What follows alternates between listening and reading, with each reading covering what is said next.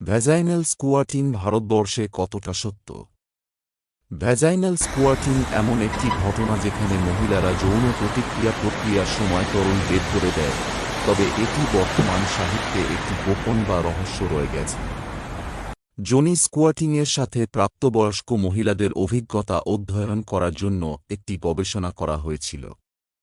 তারা তাদের জীবদ্দশায় কখনো স্কুয়ারিং করা মহিলাদের ব্যাপকতা মূল্যায়ন করেছে, স্কুয়ারিংয়ের সময় রিপোর্ট করা নারীদের আনন্দ অর্গাজমের মাত্রা, মহিলারা যে উপায়ে স্কুয়ারিং আবিষ্কার করেছে, এবং স্কুয়ারিংয়ের সাথে মহিলাদের অভিজ্ঞতার চ্যালেঞ্জ এবং অথবা উদ্বেগগুলি মূল্যায়ন করেছে। প্রাপ্তবয়স্ক মহিলাদের মধ্যে 40% তাদের জীবদ্দশায় কখনো স্কুয়ারেড ছিল, গড় ফ্রিকোয়েন্সি 3 থেকে 5 বার।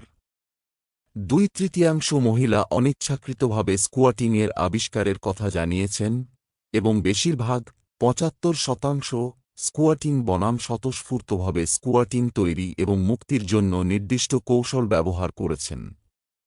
প্রায় 60% অংশগ্রহণকারী স্কুয়াটিংকে খুব বা কিছুটা আনন্দদায়ক বলে জানিয়েছেন, কিন্তু মাত্র 20% সর্বদা একসাথে স্কুইটিং এবং প্রচণ্ড উত্তেজনা অনুভব করেছেন। মহিলারা স্কুয়াটিংয়ের সাথে বিভিন্ন চ্যালেঞ্জের কথা জানিয়েছেন, যেমন স্কুয়াটিংয়ে পৌঁছানোর জন্য প্রয়োজনীয় সময় বা খুব আবেগগতভাবে তীব্র হওয়ার অভিজ্ঞতা। আমাদের অনুসন্ধানগুলি তাদের যৌন জীবনের অংশ হিসাবে মহিলারা যে উপায়গুলি আবিষ্কার করে এবং উপভোগ করে সে সম্পর্কে অনেক প্রয়োজনীয়, বিশদ সাহিত্যের বৃদ্ধিতে অবদান রাখে। এই কৌশলগুলির জ্ঞান মহিলাদের তাদের নিজস্ব পছন্দগুলি আরও ভালোভাবে শনাক্ত করতে, তাদের অংশীদারদের সাথে তাদের সম্পর্কে যোগাযোগ করতে এবং তাদের যৌন আনন্দের পক্ষে সমর্থন করতে সক্ষম করে।